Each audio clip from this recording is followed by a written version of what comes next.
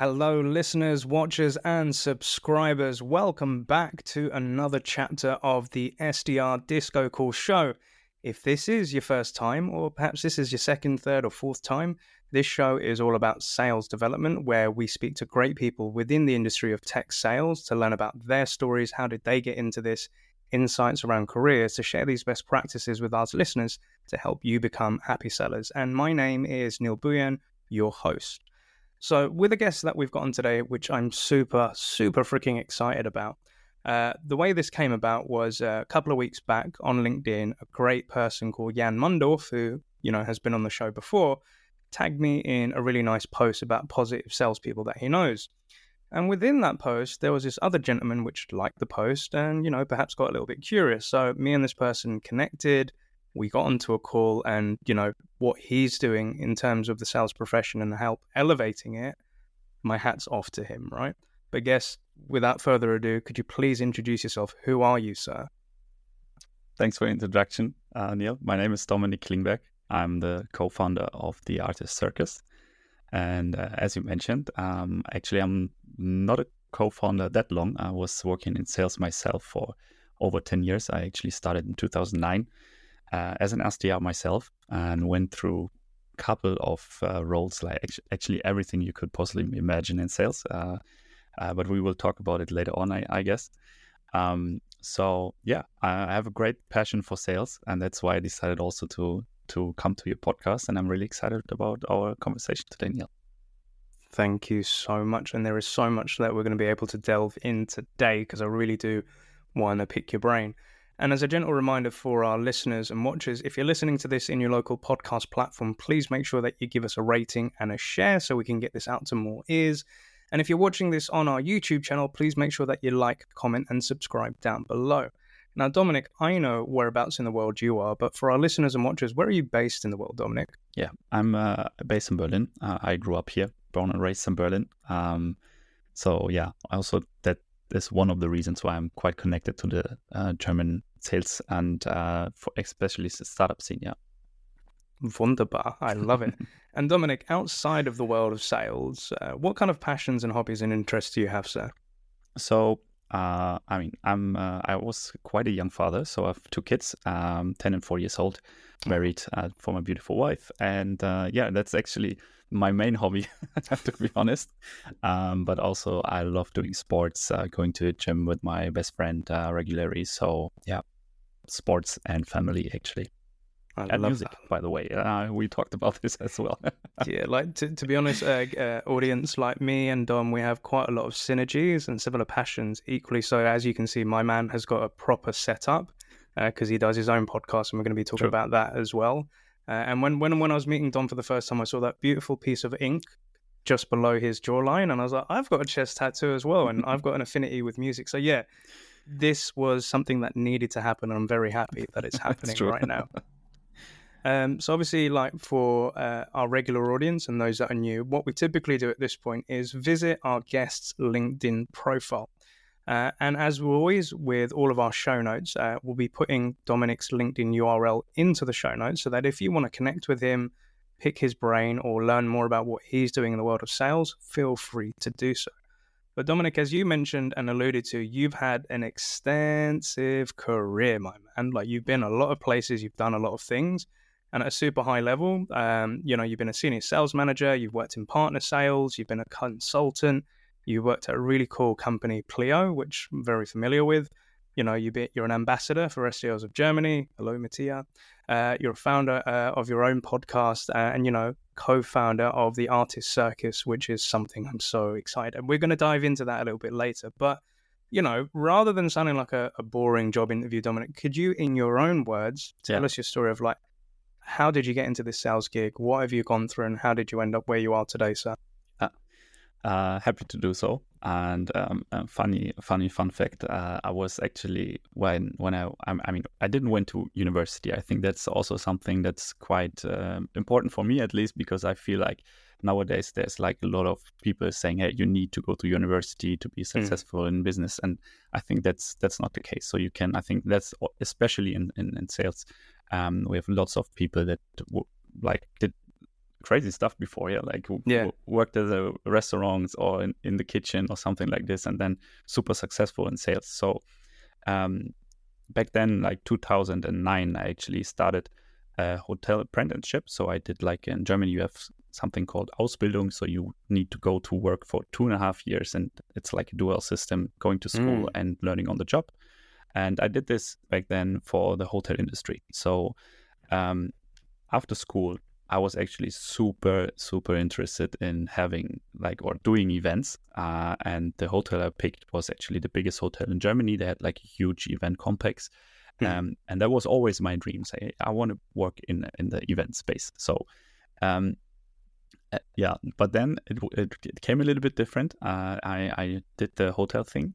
And afterwards, after 2.5 years, back then, actually, I had my first sales experience, because before I started this, I needed to go there for like a, 1 year, what is it called?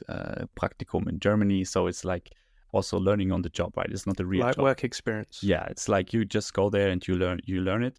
And back then I was working in marketing. So what it actually was just like a call center agent, right? I was just calling people, like 80 to 100 people a day, and tried to convince them to put our flyers in their shops. So it was just like 1 year, nothing else. And we didn't have LinkedIn. We didn't have like a lot of social media. So it was actually just calling and sending letters, right? So that was my like first what we call experience. guerrilla marketing, right? Yeah. So that was my first experience with sales back then. And then I was quite happy to get out of this after 1 year, to be honest. And then I was actually quite excited about the job in a hotel, because you had like so much touch points with people. You were talking with people. And I really liked what I was doing back then there. So also my idea of what I would like to work changed a little bit back then. I saw the sales teams back then in the hotel, and I was like, oh no, I couldn't do this. Working in an office, it's quite boring. I don't want to do this. And after the hotel experience, I went on the cruise line ship on AIDA. And we're also selling tickets on board. So it was also slightly a sales job. But all of this all time has been like B2C sales, right? And after a couple of years, I was trying out different things, also worked in a gym. I decided to go in the first startup. And that was actually my first B2B sales experience. And there I was actually then finding out, okay, that's actually quite cool. I like what I'm doing. Also introduced web demos back then, was quite new. And sharing screens and stuff like this has most of the people were just selling on the phone, so it was quite new. So I made my way through different startups, and as you said, like also sold to mayors and cities back then at Park Now.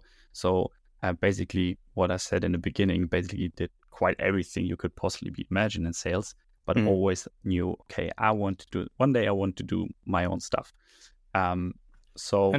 And if it's right to just pause you there for a minute and interject, because I think there's something very interesting here in terms of working within the hotels and the hospitality sector, just before when you went into your first startup. So, I've met a lot of people that have worked in the hospitality space, dealing with people day in, day out, customers, complaints, selling, upgrades and add-ons and stuff like that.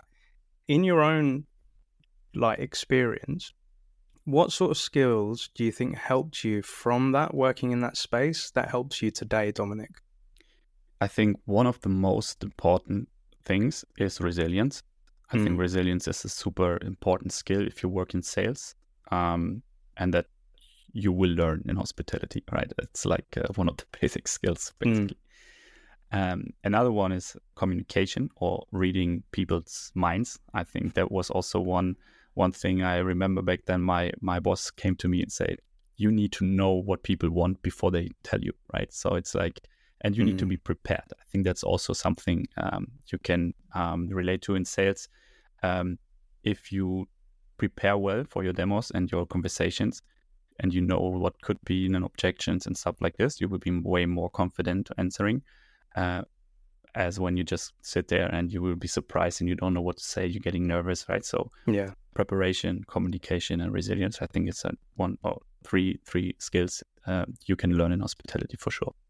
100%. And I was speaking to an SDR this morning, and this guy, who's going to be a future guest on our show, he was talking about, it's been a hard quarter so far in terms of targets. And even though a lot of people are on holiday and, he doesn't really have to hard work, he's doing a lot of preparation to make sure that his Q3 and Q4 are on point. And we both agreed on the old analogy of, failing to plan is planning to fail. So that's definitely key. Always having that prep before you jump onto a call, before you jump onto a cold call, or, if you're having a meeting, doing that. Like even with us, we did prep before we came on for this show. There's prep is always good. And the resilience piece, you're right, because I think I used to work in food. So I used to work for like Pizza Hut, and, dealing with angry, irate customers, or, when you're taking orders, they're like, oh, I don't really know what I want. But then you're like, do you want this? Do you want that? And, getting used to those sort of conversations, 100%. So coming back to, you've just gone into this first B2B startup, and, you're doing demos, you're doing stuff which isn't really normal to what you were experienced back then. What was that life like? I mean, I really enjoyed having like a structured working week, right? From Monday to Friday, because when you work on a cruise line ship or like in hotel industry or even a gym, you need to work like a lot, right? It's like 7 days a week. You're working on Christmas and on the weekends. So that was actually also the reason why I decided to go, okay, I want to work in an office, having a structured job Monday to Friday and, 9 to 5. So that was actually the reason why I decided to do this. But then, as you said, I think that's also one of the reasons why I decided to start with the ARRtist Circus is that at least in Germany, we have a very old way of looking at salespeople. So it feels like tech sales in itself and the profession still has a very bad reputation. And that is something I disagree with, right? I was also I've experienced in my own career. I was like, hey, in sales is so much more than just like this door-to-door sales and the sleazy sales guys, like running around with a tie. That's not sales anymore. It's so much more, and it's fun, right? And you can actually grow so much, like your personality, and that's what I love about it. So I really enjoyed being in sales, and that's why I also tried, of course, to make a career there. So I was also chasing this new roles and being able to manage a team, and it was exciting for me to always have these goals in front of me and to work on it. I love and that. Especially one more thing, you get paid what you do, right? I mean, if you hustle like crazy, you can earn a lot of money. That's also one thing I think many people in sales actually love about the job. Is if you do more, you will earn more. If you do less, you will earn less, right? Yeah, you get what you put into it, right? And thinking about, like you said, that connotation within, like in Germany and DACH, like with the way that sales is perceived. Because I think going back to my first startup, we were a US company with a London office, and we were established for like a year or two. And then we started opening up satellite offices, and like DACH and the Zora German office was one of the main things after France. And I remember the director of sales, a really cool guy called Alexander Schaller, and he was German through and through. Like, he was very precise, he was very driven, he was very process orientated, and you just could not piss this guy off because you just did not want to anger this guy. I remember like when he built his team with Mesut and like all these other German reps, and we had a German living in London in our London office, who is their SDR.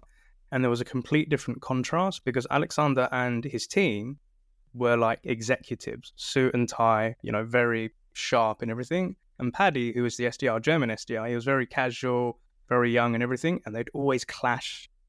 And like Paddy would say to me, like, Neil, I don't want to end up like them. Yeah. And then the German execs were like, we need him to be more structured and, stop being so fluffy and everything like that. But when you're saying like the connotation of salespeople in Germany, like it's not where it should be, what has your experience of that been, and how are you, or wanting to change it, or like the way do you think it should be, Dominic? Yeah, that's a good question. And I actually also experienced what you just described. I think many companies still have those old-fashioned managers and white male guys who really, wearing suits and also teaching old sales skills. that nowadays, in my opinion, doesn't work or don't work anymore. And I was lucky then when I was starting at Pleo, I had my first female manager back then, Uta, and I loved her way how she managed the team. She was so empathic, and I always knew that she had the best. She always wanted the best for her team, right? And it was a really nice experience for myself, because then it also changed something in my mind and said how I want to be as a manager in the future, right? When I'm becoming a manager. And I've always tried to compare like my decisions to what she has done. So it was amazing experience for myself. And it's really good and comforting to hear that, you know, you had this leader, this female sales leader that you saw to yourself as like, you know what, if I become a manager, that's kind of how I want to be, you know, and supporting you and helping you grow is great when you get that as well. And I think in Paddy's case, there was a lot of headbutting going on, and I had to kind of be the mediator between them just to make sure they didn't rip each other's throats out. But eventually it got to a point where they were able to compromise on both sides. You know, they realized each had strengths and weaknesses, and it's trying to find that middle ground.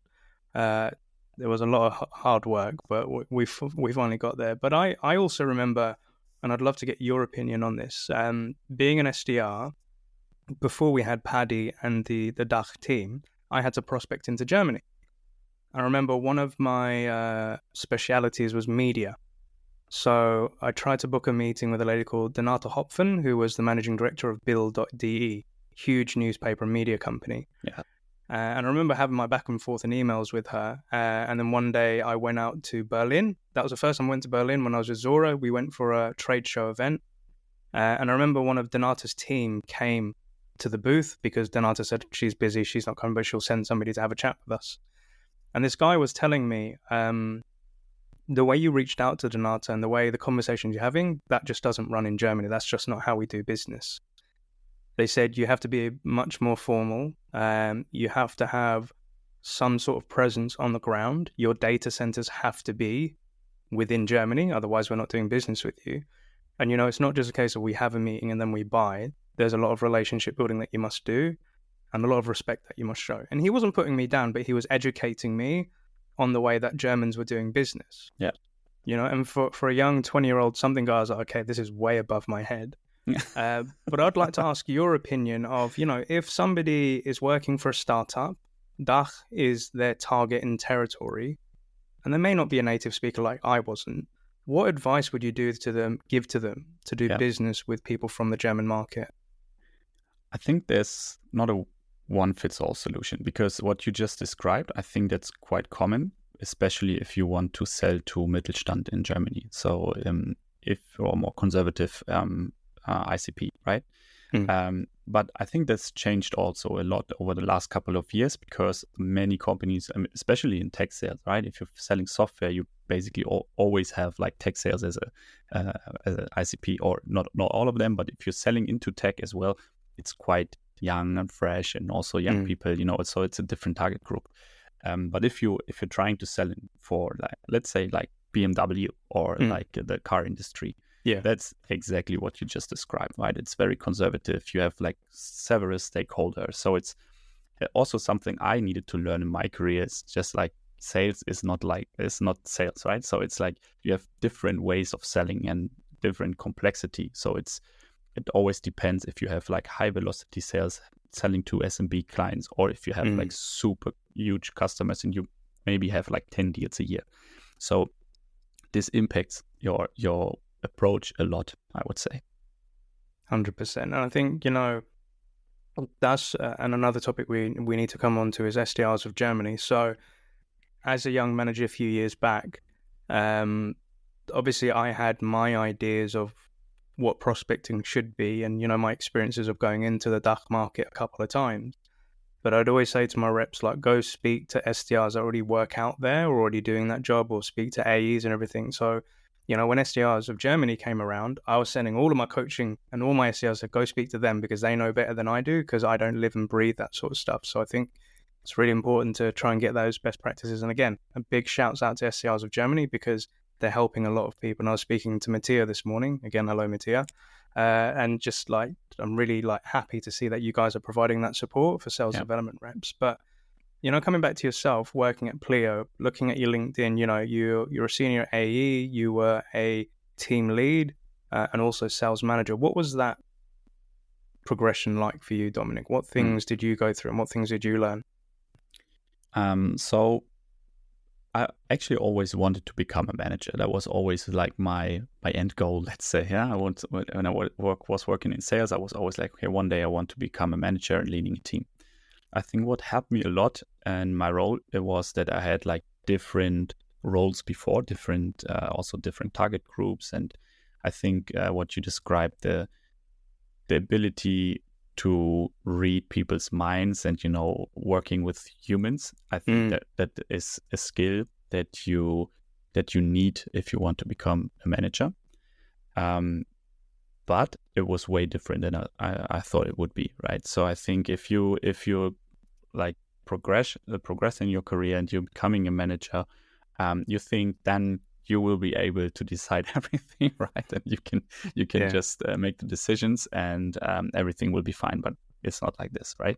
So, and I've talked to several people in the last couple of weeks as well that experienced something similar, especially like in tech sales. I think the good thing is you can progress quite fast and become a manager quite fast in your career.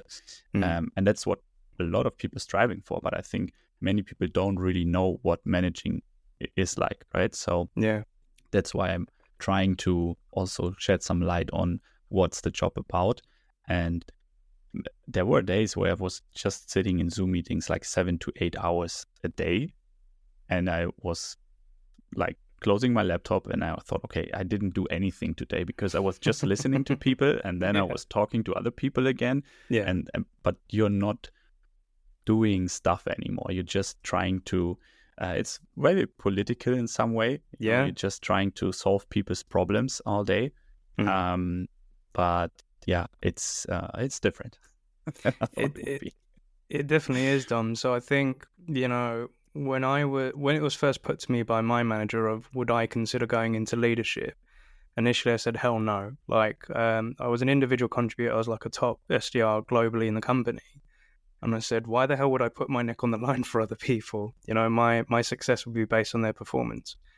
And, you know, ultimately my end goal was to always become like a founder of my own business. And they kind of put it to me as like, look, running a company is not just selling a wicked product. It's being able to manage people and different departments and work across different departments. So it's a skill that will help you the hell out, right? And I agree with you. Like I've burnt out mentally a few times being a manager because you're no longer doing the day-to-day actions of prospecting, booking meetings and talking to prospects and whatnot. You're trying to coach other people to be able to do that and also find their own way. And I've always come up with the analogy of when you're a manager, you're wearing 3 different hats. One is the day-to-day, you know, setting up people's systems, processes, etc. The other one is you're the KPI leader, making sure people are driving towards results and outcomes. And the third one is you are a therapist, right? True. You're talking to people that don't know what the hell they're doing for the first time. They're having imposter syndrome every other day. People are getting peed off or pissed off about people's touching their territory, and you're constantly mitigating. And you're also that wall between the SDR and the AE. So when the AE doesn't flip the op or accept the meeting, then the SDR is like, well, I did everything. It's all qualified. There's a criteria. You go to the AE. Hey, dude, what's going on? Why haven't you flipped it? Oh, this wasn't done. It wasn't a good lead. And you're trying to, it's very demanding, you know? And as you said, you'll come to the end of the day after 7-8 hours and you're like, sometimes I feel like a school teacher and I've got kids in the playground. I'm just trying to make sure everybody's getting along with each other as well. But I think, you know, the advice that I'd like to ask you for our listeners and guests, like I meet a lot of SDRs who are new to this game of tech sales. And I ask them the question of, you know, career-wise, where do you want to go? I'd say 80% of those would say, I want to go into an AE closing role. Cool. We'll discuss that a bit more. The other 20% are more, you know, recent. A lot of people are saying to me they'd like to consider going into management. And my question to them is like, why is that? Like, what's the driving force? The majority of them will be honest and say it's a financial reason. Yeah. Or secondly, the idea of helping and coaching people and driving them to become the best versions of themselves. But if somebody came to you, Dominic, and says, hey, Dom, I'm a brand new SDR. I think leadership and management is the way that I want to go in the future. What advice would you give to them to think about? Yeah. I think what you are doing is also it's the right way to do it. I think the first question you need to ask yourself is, why do I want it? And I think that's also something I was struggling in the past a lot, because sometimes the why is not clear to you, and then it's tricky. So I think if it's because of the financial reason, leadership is not for you, because the best thing you can do, or basically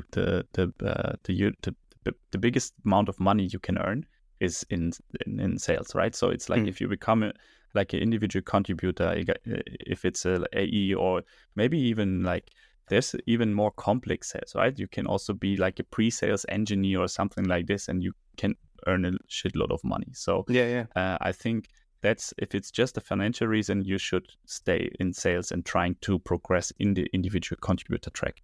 I think it can be a good thing to become a manager when you're young, but also what I've seen, like when people getting promoted quite fast, and let's say they come from university, they work as an SDR for 2 years, and then they become like a leadership position for SDRs, or even for sellers, right? For account executives. They have quite low experience of how business works, and especially when they just work in one company.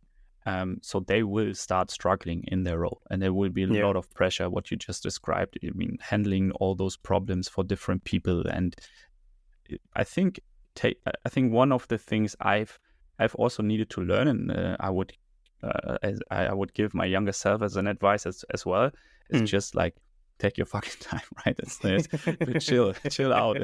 Yeah, I think that's super important.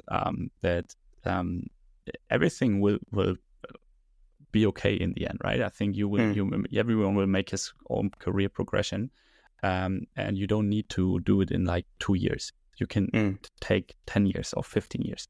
Yeah, I 100% agree. And you raised some interesting points there. So I've realized through my own, I wouldn't call them failures, but experiences, right? When I got the job title of manager, went straight to my head. I got a bump in pay. I was ecstatic, and I was like, yeah, I'm the man now. I proved my worth. I'm there.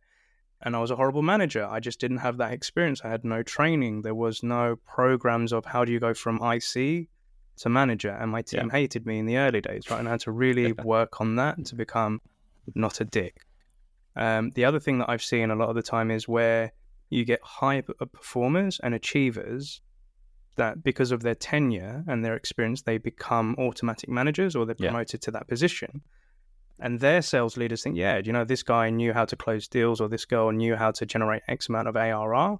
They're going to be great managers. And they end up being really shit managers because they don't know how to manage people. They're great at doing the job, but trying to get other people to do the job or become top performers as well, they can struggle with it. And one real life example, when I was at Zora, I had 8 managers in the space of 1 year, right? Crazy. Because somebody took on the job, they just couldn't do it. And then it was just like a revolving door. And it got to the point where I had to kind of manage myself, but also look after the other European SDRs. And I took on the role of team lead before becoming manager, right?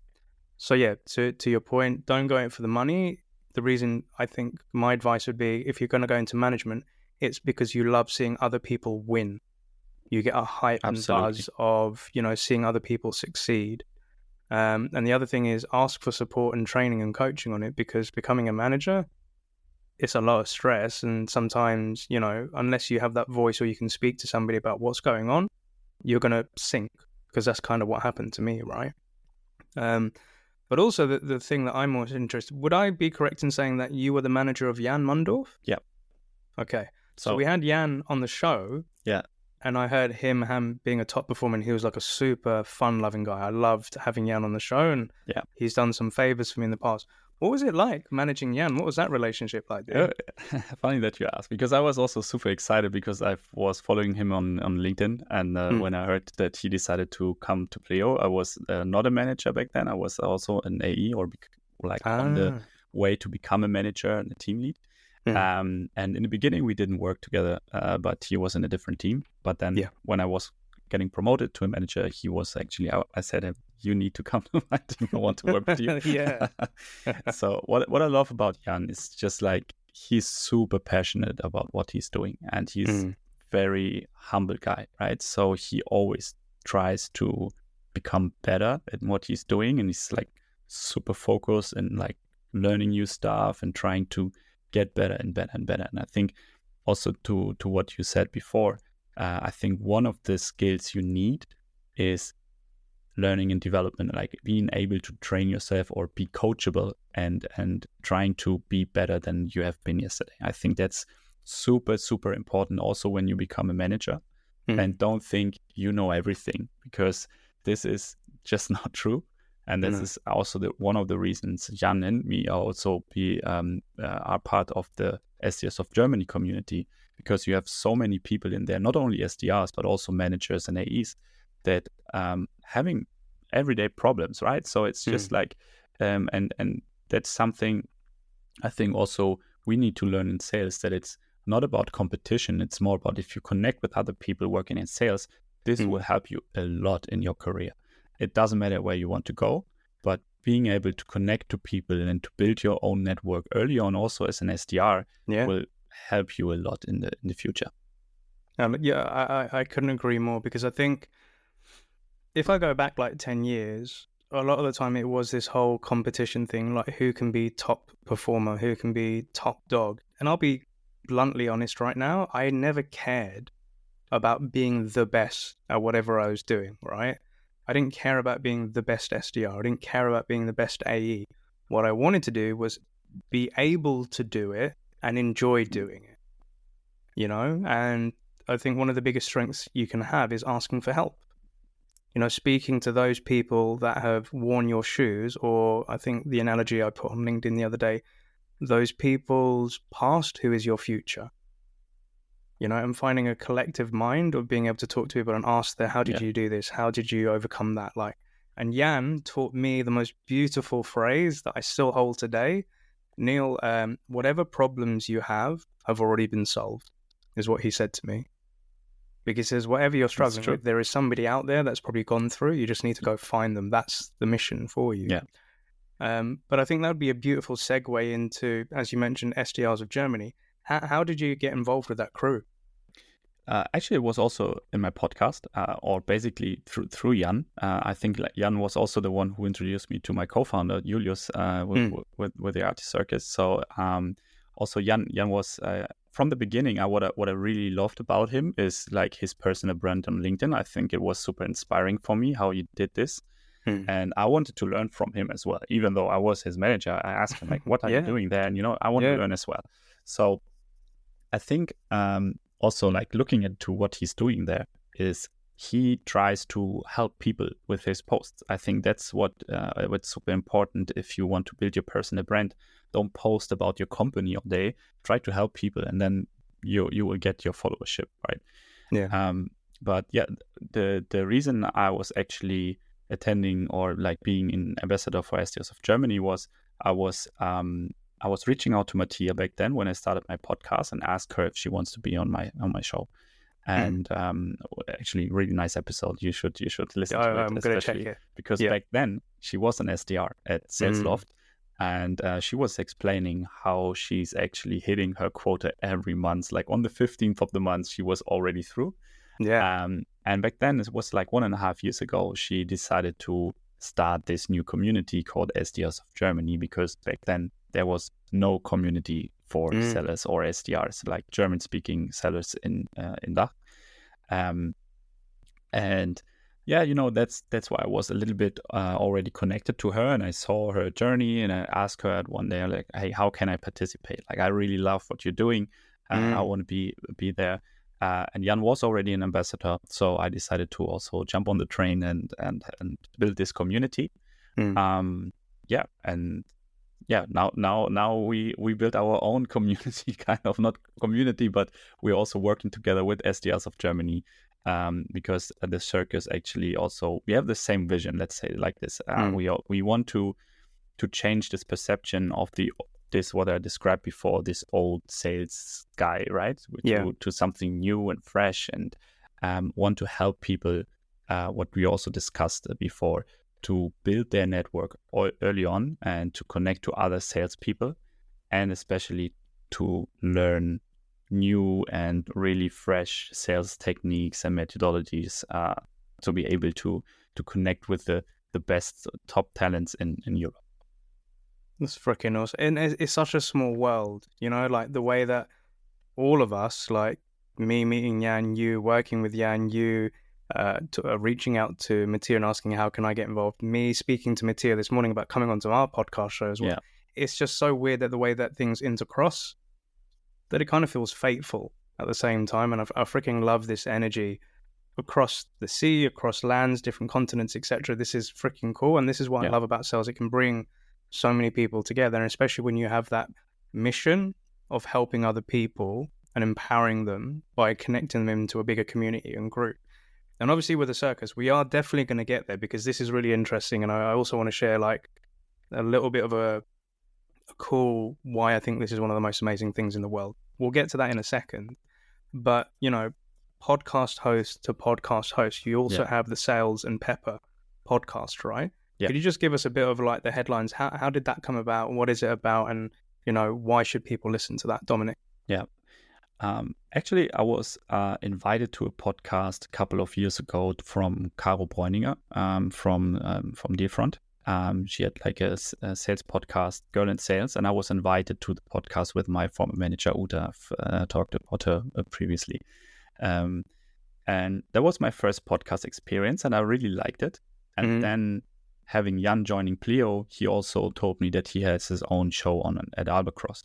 Yeah. And then we talked about this whole thing, and I thought back then I was an AE myself, and I was like, hey, how can I build a new channel for myself to approach people? And I think the podcast was quite nice, because then it was not a cold calling or something like this. It was just like reaching out to people, say, hey, you have a nice profile on LinkedIn. I would love to interview you. And it was a nice way to actually to book meetings. I mean, I had them on the podcast. I met amazing people. Also, like you described, like Mattia, for example, or others, I still in contact with those people. So it was really building nice relationships. And when I started the podcast, that was not my intention. I was just like saying, hey, I want to use it as a channel for my outreach. But then I recognized how powerful this podcast was. And I also thought about, okay, what kind of people would I love to talk to? So what I did is just screening LinkedIn for interesting profiles. And even though the name is Sales and Pepper, in the beginning, it was more like a new work podcast. It was more about the people I'm interviewing. And the idea of the podcast, I was reading a book called Tools of Titans from Tim Ferriss back then. I don't know if you heard about this book. No. And Tim Ferriss was an author, and he was interviewing the most successful people like on earth, right? Like Arnold Schwarzenegger and all those kind of people. And just like 2 or 3 sides in the book was about the whole interview. Like, what was your secret of success for financial advice, career, and health? And it's super interesting, because you always have like 2 or 3 sides, and it's super inspiring, because you just open the book and you will find something that will inspire you. And when I was reading the book, that was actually the idea of the podcast, that I want to inspire people, and hearing stories of people that have been successful in something or had failures in their career. And that what you described, what Jan said, like the failures had already been done. So learn from them. So that's why I decided to start the podcast. And now, after 1.5 years, it's getting more and more like a sales podcast. So I'm having more guests that are actually working in sales, and we're also discussing sales topics. But still, I think the reason why people listen to the podcast is that it's not just about sales. It's just a little bit of, more diverse, and people like to hear those kind of stories from people. I also interviewed founders, CFOs, SDRs. It's like super, super diverse. I love that. And for our listeners and watchers, I'll be putting links into Dominic's podcast. So if you want to check it out, and from one podcast host, I would ask all of my guests and listeners to subscribe, listen, and share, and help a fellow podcaster out with his show as well. And a lot of that resonates with me, Dom, because, I went onto somebody else's podcast, freaking loved it, and I thought, I want to do this. And then, trying to find my niche, which was my passion, which is SDRs, meeting new SDRs and creating this show to help and inspire. Yeah. And, not just talk about the tactical sort of stuff, but also, the people behind that. What's their story? Can it inspire other people that maybe have gone through similar journeys to get into this gig? Because it's one of the most beautiful professions to get into. But equally, like you said, to book meeting. Like I say this on my Instagram stories where if my podcast was a revenue generating startup, it'd be super successful because I'm forever prospecting people. I'm getting people onto the show. I give them, the discovery call, and then we commit to the demo, which is now, and it closes and then it goes for release. Like I freaking love prospecting for the show and using my prospecting techniques to get people on. And that keeps me still as an SDR fresh for this, right? If I could only do it for my own business, I'd be, like raking it in, right? Yeah. But it's like, having that passion to do this sort of stuff, which then, kind of brings me on to the pièce de résistance, which is, all right, so just before we dive into this, I know you're thinking, we need to get to this, hurry up. But I have to give a little bit of context before going into this beautiful thing that Dom's creating. So for some of my listeners and watchers know that I work in the world of music outside of sales, right? So I've been a club host, an MC / rapper for 25 plus whatever years. And I've performed in some of the biggest venues like in London and some places across Europe, right? And it was because of music that I got my first tech job, because the recruiter knew somebody from my music life. And that's how we had a meeting one day and we had that discussion, and I broke into tech. And in a lot of company kickoffs, Dom, when they hired a DJ and all the staff and everybody's doing the sales kickoff at the end when having that party, Neil would be that guy with a microphone. And I remember speaking to a CEO, I think it was about 2 years ago, and he had a company which was working with a lot of SDRs. And I went to this guy and I said, dude, we need to put on a rave for SDRs, right? I would love to host an event where we bring a lot of salespeople and we party, and I could marry both worlds of music and sales together. And it's on my vision board, right? I have it as the SDR rave. And I'm a firm believer in manifesting. So, audience, imagine this. I meet this guy called Dominic, and seeing that he's doing some beautiful event and he's able to then marry those both worlds. So I'm going to shut the hell up now. And Dominic, could you please tell us what is the ARRtist Circus all about? Sure. So, as you already described perfectly, it's the first festival in Europe for talent in working in sales and customer success. Mm-hmm. So what does that mean? We're creating like an amazing lineup of speakers, and you're one of them, but we will talk about this later. We have like around 80 to 100 different workshops and keynotes from people working in sales and customer success. So what was important for us is that we don't want to be this like just another conference or something like this. So this is going to be an event purely for individual contributor and their managers. And so if you're working as an SDR, you can come there and you will have like a stage from 9 a.m. until 6 p.m. We will have different content and speakers speaking about their experience in their roles. And as you said, like we have a couple of people speaking there, like very, very well known on LinkedIn, from Jan Mundorf to Mattia, also Patrick speaking there. We have Klingberg from Revolut. So there's like a couple of people that are really, really successful in what they're doing and sharing their experience with you. And afterwards, we will have a big party from 6 p.m. until 4 a.m. And as you said, there will be great DJs, MCs. So it will be a really, really nice event. And we have foods and drinks included all day. So it's going to be a blast. I cannot wait. So, what is it? 19th of April, 2024. Yes. The ARRtist Circus in Berlin. It's on a Friday, so you can stay the whole weekend if you would like to. Oh, dude, I'm going to come out a couple of days early just to get myself set up for this. But Yeah. like literally, like when you positioned this to me on our first call together, Dom, like I was sitting there just wanting to jump up and down. I'd be like, he did it. He freaking did it. He actually did what was Neil's dream, and you're making it a reality. And, you know, and again, I'm very grateful for you allowing me to come be a speaker because, again, one of my other life goals is I want to be the Jay Shetty for SDRs. I want to, like, I always said, like, one day I want to go do a conference and do like a keynote speaking. And this is going to be the first time I'm doing it. So I'm shitting bricks, admittedly, because I always get nervous about things.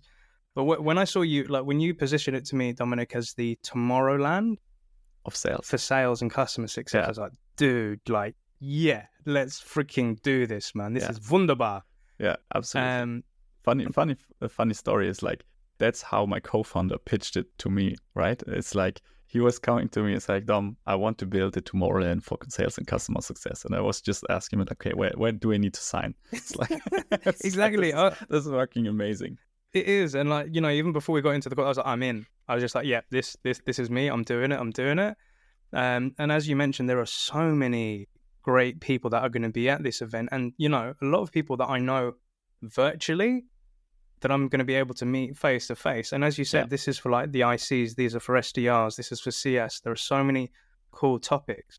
And obviously, and for insight for our listeners and watchers, like when Dominic said to me, Neil, there's going to be some DJs, I was like, you know that I'm a professional MC and I would love to, you know, come and help out. And you're like, yeah, let's do it. And I was like, cool, bro. I remember I got off that call, Dom, and I phoned my sister, I phoned my friends. I was like, guys, guess what? I'm going to Germany next year, and they're doing a rave for sales. So again, I'm so happy about this. And again, without a doubt, you can find information, guests and listeners of the event. It will be in the show notes. We may be helping out some of our listeners with some special info. So make sure that you check the show note details to see what's going on down with the ARRtist Circus. But a question that I would like to ask you, because I got DM'd today on Instagram, they said, Neil, what is the theme of a circus, and why is it a circus, and how does that marry with sales? What was the vision behind that, Dom? I think one of the reasons why we decided to call it the ARRtist Circus, so ARRtist is, of course, because of ARR, right? So it's like connected to the whole SaaS thing. But the circus, I think it's about, you go there because you want to have fun. And there's like a lot of festivals already that are actually going to have this circus theme, right? Because I think people love to go there because it's exciting, and you know, but it's also about, in the circus, if you're at the circus, it's always about being a team, right? And you know, building trust with the other artist if you're performing. And I think that's also, you can relate and connect this to sales teams and customer success teams as well, right? Because then if you build trust and if you go there as a team, you will have fun. And you will perform better afterwards, right? Because you can go there, you can learn. And I mean, even if you come alone and you want to invest in your career, you will meet an amazing bunch of people there, and you can learn a lot. And as said, like building your network early on is, I think, one of the most important things you can do. So it's a great investment in yourself, and you can have fun while doing it. I think that's kind of this ikigai thing, right? I know you heard about it. Do what you love and getting paid for it, right? So I think that's exactly what we are trying to achieve here, that you can actually go there, learn something, be better than you have been yesterday, and having fun while doing it. Hell yeah, mein Bruder. I completely agree with you. I'm sold. I'm, like I said, when I had my call with you a couple of weeks ago, I'm down. And again, you know, like for our listeners and watchers, like this is in Germany, and as Dom said, this is something to invest in yourself. So the reason I got into sales was I went to a networking event in London on my own accord. Right, it wasn't directed by my manager. I just went because I wanted to find out what are salespeople like, what can I learn, and you know, it was because I met somebody at this networking event that I got my first tech job. And there's a whole bunch of cool SaaS tech, like innovative companies that are also sponsoring this event as well. And here's an opportunity to meet those sort of people. So yeah, there'll be special information about, you know, tickets, offers, etc. So check the show notes, check out the website. then Dom, I can't wait to come give you a big hug when we meet in Berlin next year. I freaking love this dude. Yeah, and I think also one important point I want to point out here is like many companies have their learning and development budget. So if you want to come to Berlin and you think it's a great idea to invest, also feel free to reach out to me on LinkedIn and make an introduction to your sales leaders, so we can try to convince them to send you to the event, because then you don't need to pay out of your own pocket. And we will try to manage that maybe you can come with your whole team. I think that is a freaking cool idea, and I co-sign that. So yeah, do you know what? Like using your L&D budget to come towards an event, which is a professional event, but where you're going to have fun and you're going to meet some cool people as well. So I think that's some great advice there, Dom. I love it. So you know what? This has been been one of the greatest shows on earth, Dom. I've friggin' enjoyed this episode, and I hope all our listeners and watchers have as well. And the question that I like to ask all of my guests is, if you were speaking to the Dom of 10, 15 years ago, who's maybe working in that hotel or within that hospitality sector, what 3 bits of advice would you give to that young Dom? Yeah. I think one advice I already said is like, take your time and don't rush it. I think that's super important. Second advice I would give my younger self is build your network early on. I think this building network and connecting to people, I feel like if I would have knew this before, I would be much more successful or even like faster than I am now. And I think the third one, and this is something I've also learning right now in the new role as a co-founder, is the power of execution. Right. So I was always someone who had lots of ideas and plans in my head and was always talking to friends about it. And they all said, hey, you have so great ideas. But I never really started. It was always just the plan in my head. So what I found really powerful over the past 10 years is what you just described. Write it down. And I'm doing this like also once a year after New Year's Eve. I'm doing my plans and I'm doing like revisiting what I did the whole year and writing down things. This is, for me at least, it's a huge thing because it motivates me, and it's also showing the progression I had over the last couple of years.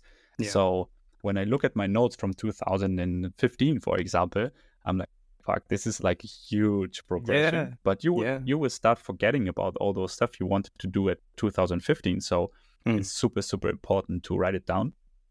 And and I think also not being afraid of just do stuff, right? And you can start very small, but progression. You have to start, right? It's just start doing. Don't be afraid of failure. I think that's super important.